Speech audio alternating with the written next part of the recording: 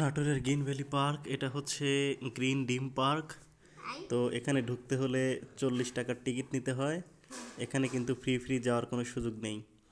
আর অনেকে হচ্ছে বাইরের দিকটা দেখে চলে আসে, অনেকে ভিতরে যায় না। তো এটার পাশে একটা পানির ফোয়ারা, এটা দেখতে আসলে খুবই সুন্দর এবং মনোমুগ্ধকর। আপনারা যারা যাবেন নাটোরের গ্রিন ভ্যালি পার্কে, তারা কিন্তু অবশ্যই এই ভাস্কর্যটি দেখতে পারেন। এখানে অনেক দেশি বিদেশি পশু পাখি এবং অনেক কিছু আছে। বিশেষ করে এই ফোয়ারাটা একদমই সামনে, আমি অনেকক্ষণ ধরে এই ফোয়ারাটা দেখলাম।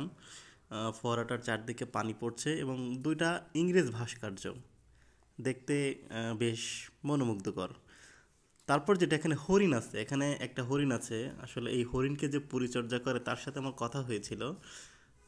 উনি বললেন যে 4টা হরিণ আনা হয়েছিল কিন্তু একটাই আছে আর বাকি 3টা হচ্ছে মারা গেছে।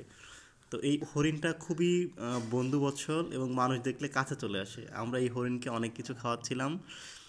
তো হরিণকে আমরা এই যে সামনে যে গাছটা দেখতে পাচ্ছেন, এই গাছের পাতাগুলো ছিঁড়ে ছিঁড়ে আমরা হরিণকে দিচ্ছিলাম। এই হরিণও খাচ্ছিল এবং সে মানুষের সাথে খুব সুন্দর মিশে, যে কেউ একটু হাত বাড়ায় দিলেই ও হচ্ছে একদমই কাছে চলে আসে এবং মানুষও ওকে খুব আদর করছে। আর এইগুলো আসলে দূর থেকে দেখতে পাচ্ছেন কিনা জানি না, এটা দুম্বা আসলে। এটা দুম্বা, আমিও আগে কখনো দেখিনি। তো এখানে গিয়েই আমি প্রথমবার দেখলাম।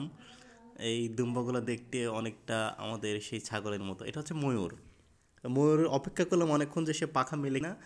আসলে তারা সবাই ঘুমোচ্ছিল, যার জন্য আসলে অনেক চেষ্টা করেও ময়ূরকে পাখা মেলাতে পারি নাই। তারা তখন আসলে ঘুমাচ্ছিল। তারপরে এখানে আসলে অনেক রকম মুরগি পাখি থেকে শুরু করে দেশি বিদেশি প্রজাতির অনেক রকম মুরগি কিন্তু এখানে চোখে পড়বে।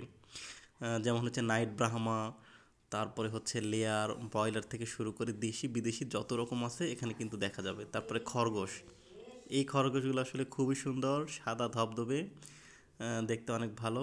দুইটা কালো ছিল এগুলোর মধ্যে। আসলে খুব ছোট ছোট নেট দিয়ে হচ্ছে এটা ঘেরাও করা, যার জন্য অত ভালোভাবে ফুটেজটা নেওয়া সম্ভব হয়নি। আর একটা জিনিস এইটা আমার কাছে চমৎকার লেগেছে, আম, এরা সুন্দরভাবে ঘাস খাচ্ছে এবং মানুষ দেখলে এইদিক ওইদিক একটু দেখছে, ভালোই। এরা অবশ্য একটু দূরে, যার জন্য ওদেরকে ছুঁয়ে দেখাটা সম্ভব হয়নি। মাঝখানে একটা প্রাচীর দেওয়া।